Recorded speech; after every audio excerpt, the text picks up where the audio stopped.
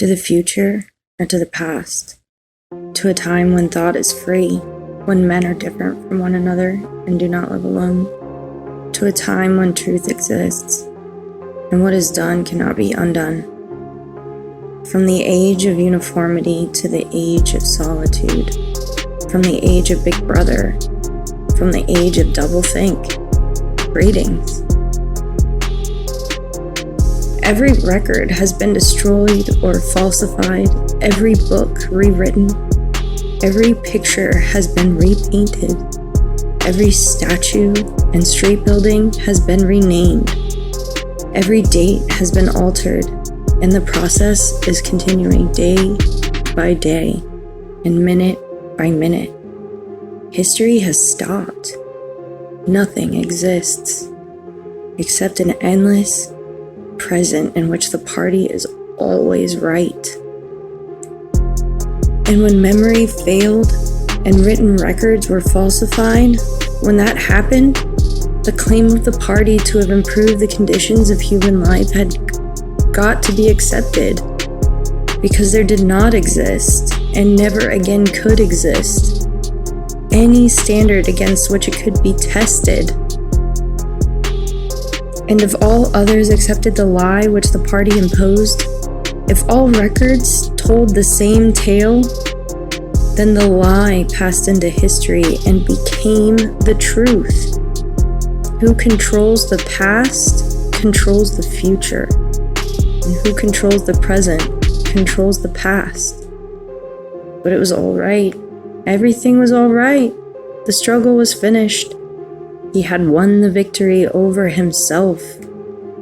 He had come to love Big Brother.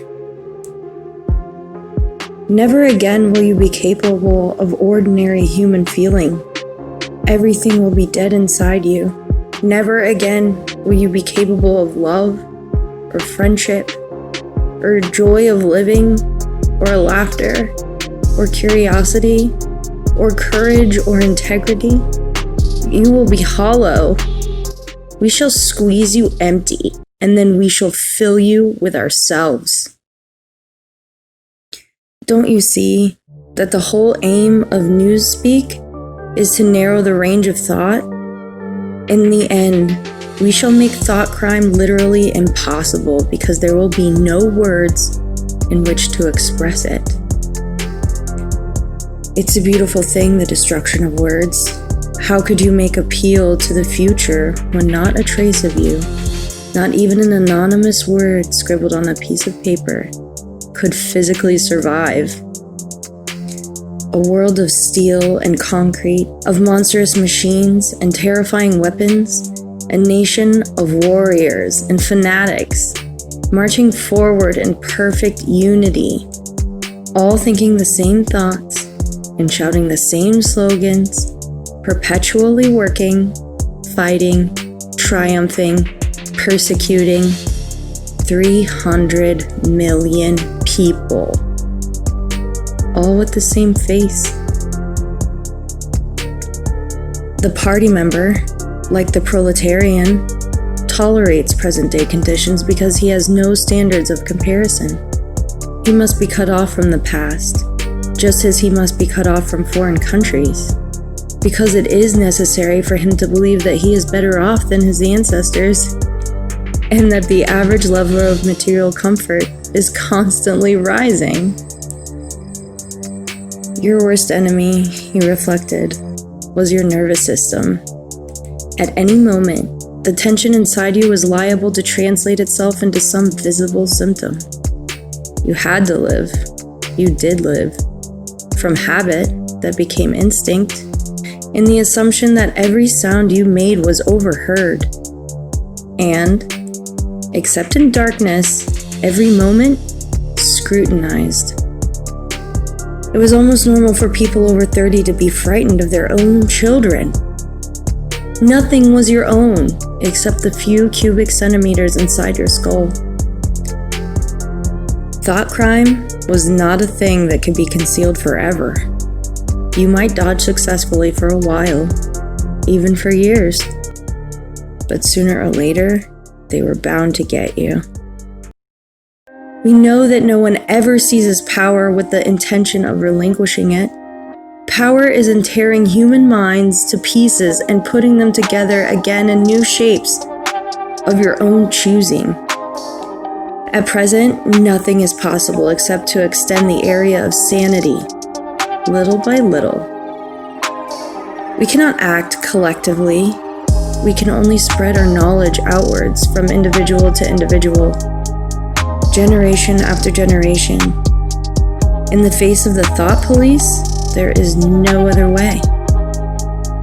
Tragedy, he perceived, belonged to the ancient time, to a time when there was still privacy, love, and friendship, and when the members of a family stood by one another without needing to know the reason.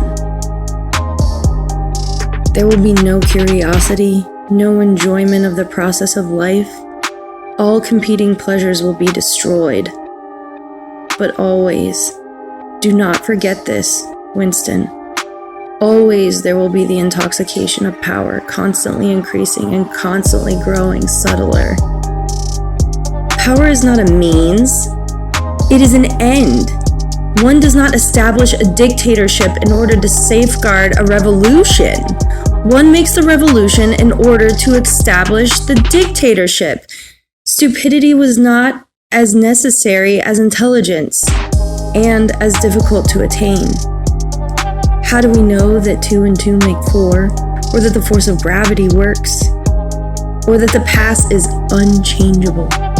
If both the past and the external world exist only in the mind, and if the mind itself is controllable, what then? Doublethink means the power of holding 2 contradictory beliefs in one's mind simultaneously and accepting both of them. War is peace. Freedom is slavery. Ignorance is strength. The masses never revolt of their own accord, and they never revolt merely because they are oppressed. Indeed, so long as they are not permitted to have standards of comparison, they never even become aware that they are oppressed. Until they become conscious, they will never rebel. And until after they have rebelled, they cannot become conscious. In the face of pain, there are no heroes. In the long run, a hierarchical society was only possible on the basis of poverty and ignorance. Reality exists in the human mind and nowhere else. The choice for mankind lies between freedom and happiness, and for the great bulk of mankind, happiness is better.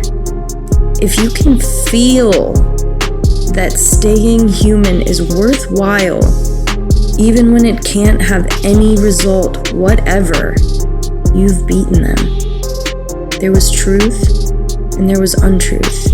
And if you clung to the truth, even against the whole world, you were not mad. If you kept the small rules, you could break the big ones. The clever thing was to break the rules and stay alive all the same. We do not merely destroy our enemies, we change them. Everywhere, all over the world, hundreds or thousands or millions of people just like this.